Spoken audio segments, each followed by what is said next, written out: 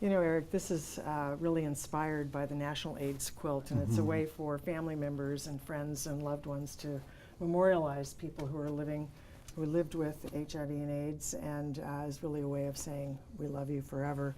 Started in 1997 as our tile project here, and I just love seeing it up here on this wall. It's beautiful.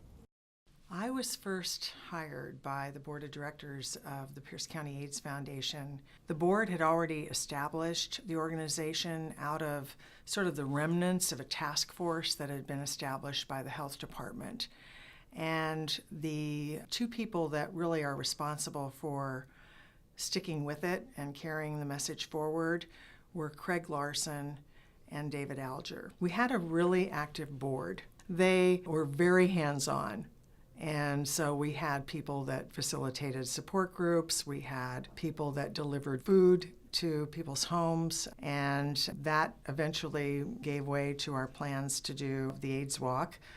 One of the things I'm really proud about our history as an organization was in relationship to that collaboration with other organizations here in the community. The Needle Exchange program was started by Dave Purchase, and it started out after David had an accident, and he took his settlement and purchased syringes. He bought a little tea table that he would put together on a street corner, and he would exchange needles downtown.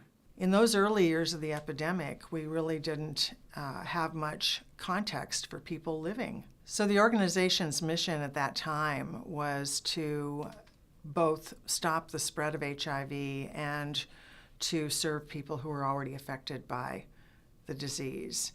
And in that context, we were able to trying to extend the length of life for people we served and improve the quality of that life so that they could live whatever was left of their life with dignity.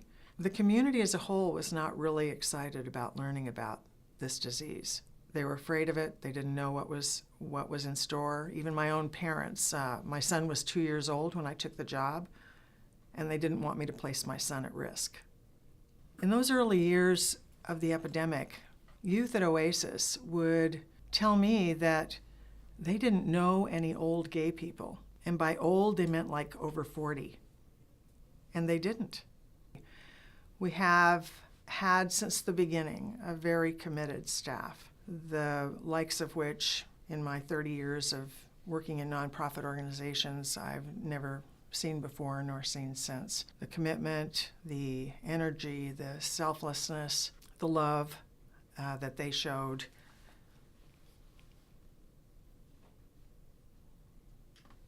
is memorable. Particularly, I want to point out that our staff was confronted with the reality of the loss of a person, the loss of a client on one day, and the next day welcoming new clients into their caseloads. During my 18 years with the organization, I think we had a little over 600 people die. And I will be honest, when I learned that the AIDS Foundation purchased an office building, it broke my heart.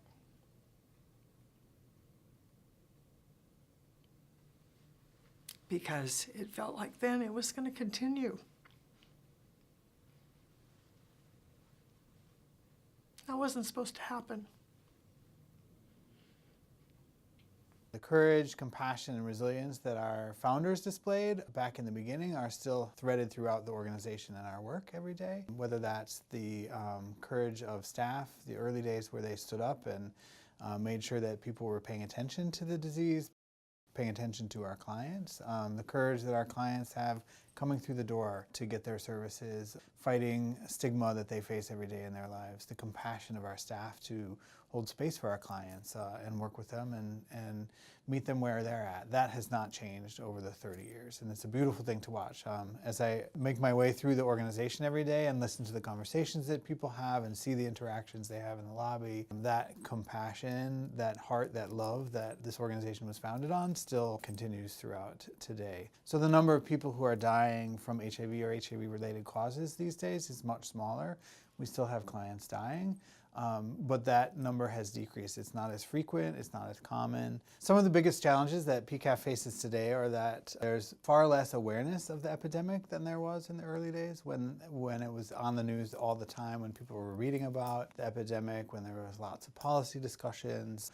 Now we aren't that visible. People tend to think that the disease is over. They're not hearing about it in the news, they're not reading stories in the newspaper. What I most want people to know is that PCAF is still here doing the hard work every day, that there are still people living with HIV who need our services, that there are still people at risk for HIV who need our services, that HIV stigma still exists. It brings great joy to me, as well as my fellow directors, to know that PCAF is strong after 30 years. Our hope is to continue to move forward and strengthen relationships that will continue to open the doors wider, and that they will see that this organization is truly worthy and that HIV and AIDS is still in need of support. The past 30 years here at PCAF have been a great success, due in part to the generosity of our donors. I hope that you will join us today in making your gift to continue these efforts.